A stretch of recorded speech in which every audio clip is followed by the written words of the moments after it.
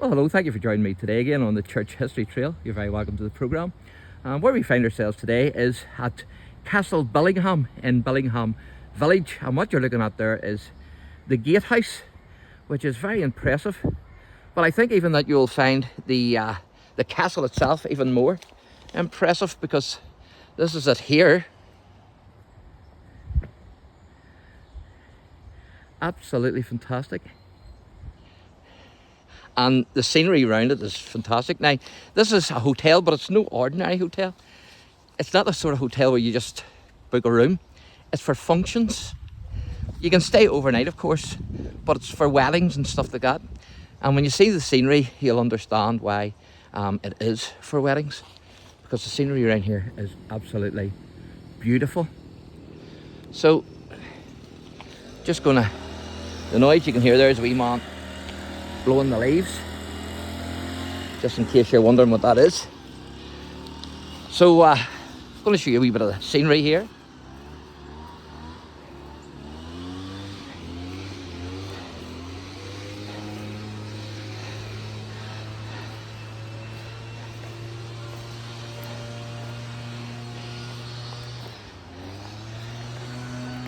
Beautiful, isn't it?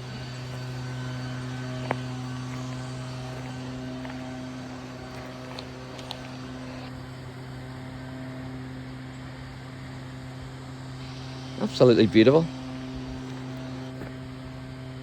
So you can understand why people would come here for their weddings, etc.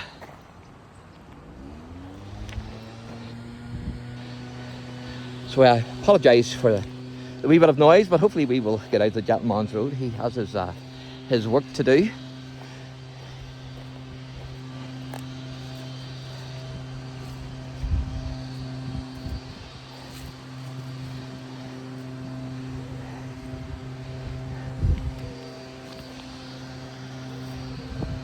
Isn't that amazing? Beautiful.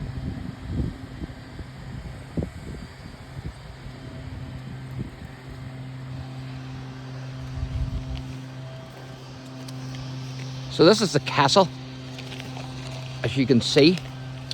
So Castle Bellingham actually served as one of the ancestral homes of members of the Bellingham family from the 17th century to the end of the 20th century. Now, Henry Bellingham was an Anglo-Irish soldier, a landowner and politician, and he served as an army officer in Ireland in the 1640s. Now, he signed a predominantly military petition addressed to King Charles I of England by Protestants in Ireland in late 1643, and there you can see the fountain.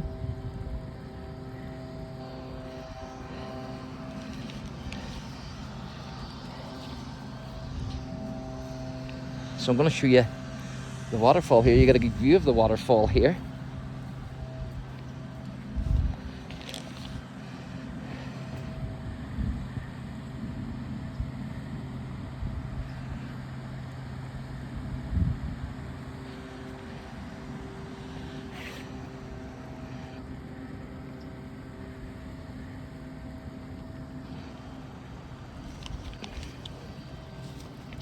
Now, by 1648, however, Henry's allegiance was with Oliver Cromwell's Commonwealth, where he was a lieutenant in the parliamentary army of Lieutenant General Michael Jones.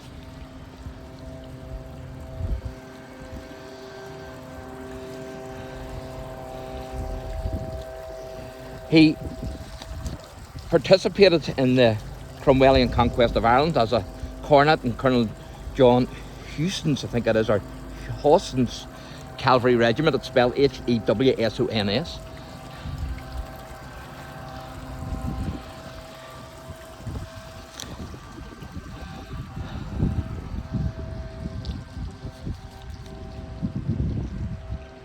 And he left the military in 1653 and it was granted land in County Louth under the Act for the Settlement of Ireland of 1652 in lieu of pay at what would later be called Castle Bellingham.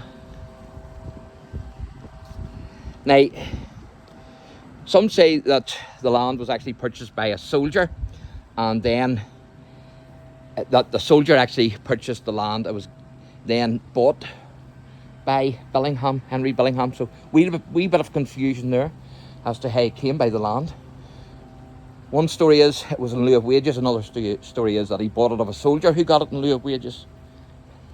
But you can see the cannon here. And the shield, there's also a date on that cannon, 1840. Absolutely fantastic. There's the cannonballs. I hope it's not loaded. I'll have a wee look and see. Nah, just cobwebs. There's another one there as well. Fantastic.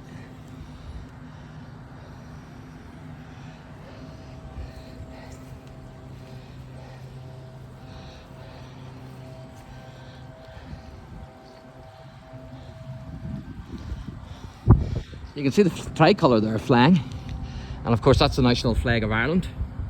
And the history behind that is the green flag with a harp was used by the Irish Catholic Confederate Army in 1641, and then during the 1798 rebellion, the was mostly Presbyterian United Irishmen used the green flag with a harp in their rebellion, and so then the Protestant ascendancy, because of the House of Orange and their connection with the House of Orange, the French, it was actually French ladies, give that to an Irishman, young Irelander leader, Macker, and actually he became a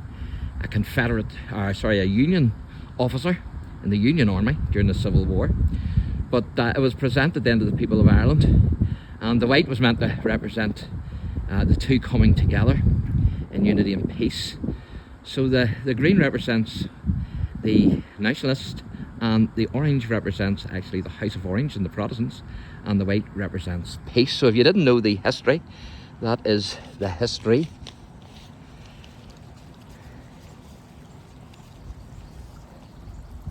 So Henry held a number of influential posts, actually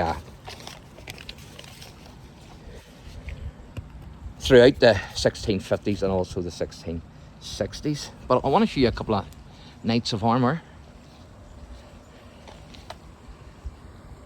See a couple of heads there, also a couple of dogs.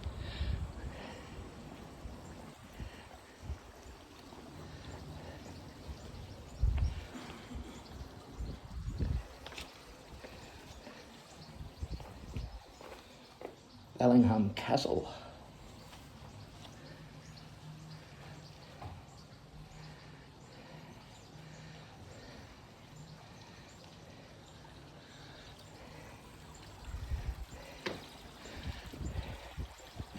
And I'm also going to show you a statue of a wolfhound, an Irish wolfhound.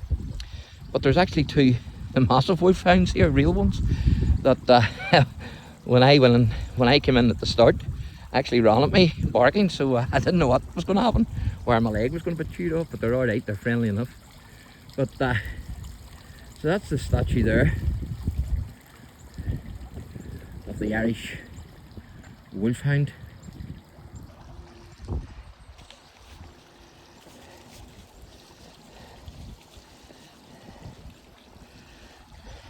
Now, Henry was a member of Parliament for County Louth in 1661, and his ownership of lands in Louth was confirmed by the Act of Settlement of 1662.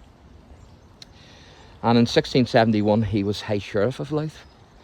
So I'm going to take you down these steps here. This is known as the Waterfront. It's not the Waterfront Hall in Belfast. So you'll have to excuse me, going down slowly with my dodgy knees. That's something you would see in Greece, those statues. You'd think you're nearly in a Greek garden here.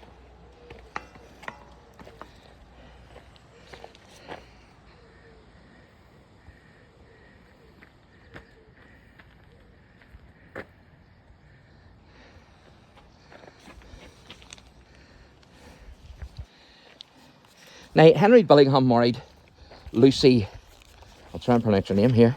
I think it's Sibthrop. And they had one son who went on to be a colonel. That was Colonel Thomas Bellingham.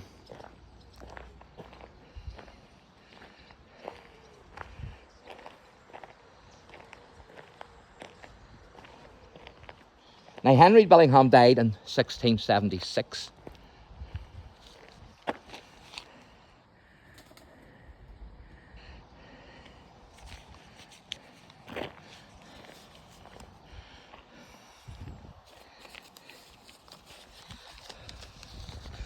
Beautiful here, isn't it?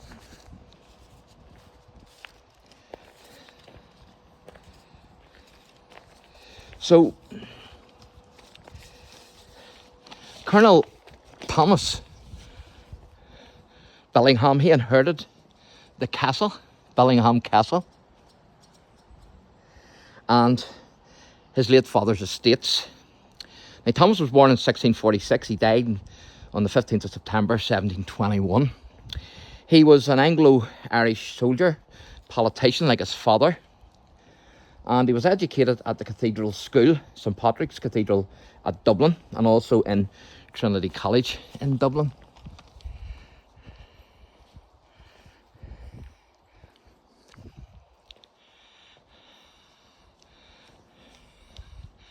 You can see a lion,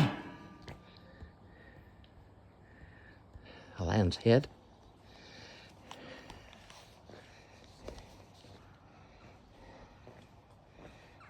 Now, he was appointed High Sheriff of Louth in 1684. I think that's crochet you call that game there, if I remember rightly. It's an old game.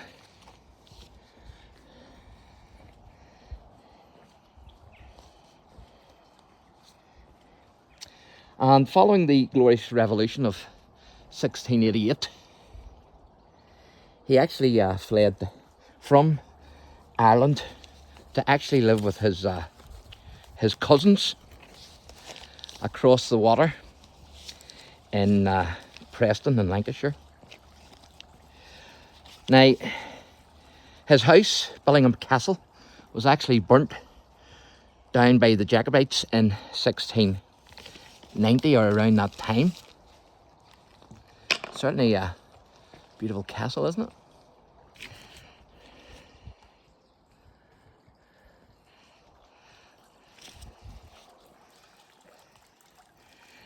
So he returned to Ireland in May 1690, and he actually returned as a colonel in King William III's army, and it's said that King William's army actually camped here on the grounds before the Battle of the Boyne, which of course was fought on the 1st of July 1690. This is absolutely beautiful, isn't it?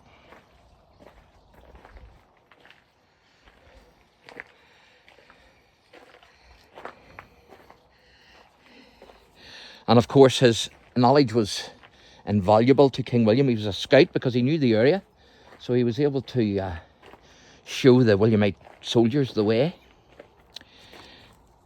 Now, he was again appointed High Sheriff of Louth for a second time in 1690.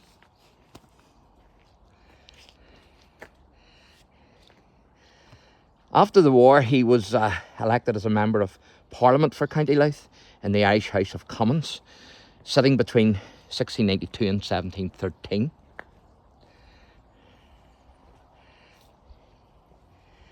And he rebuilt the family home then of Bellingham Castle in the 1690s. And he's done a very good job, it has to be said.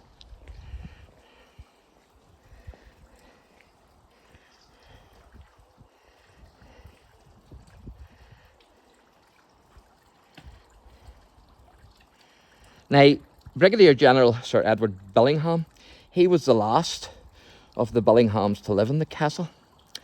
And he was born in 1879. And he was the last Lord Lieutenant of Louth in 1920. And he was elected to the Irish Free State Senate from 1925 to 1936. There's another wee fountain. And he died in 1956. Not just as big as the main one, but you wouldn't expect it to be. And of course, they're actually entombed, so I hope to be able to see that. I'm not sure if I will be able to or not. I'm going to go up later and try. They're actually they're actually in their own crypt, their own vault, up in St Mary's Parish Church. So it's just next door. So I hope to be able to do a wee video there and get in to see that if I can. But we'll play that one by ear. So there you go. So that's Bellingham Castle and the history of the Bellinghams. So thanks for watching, and God bless.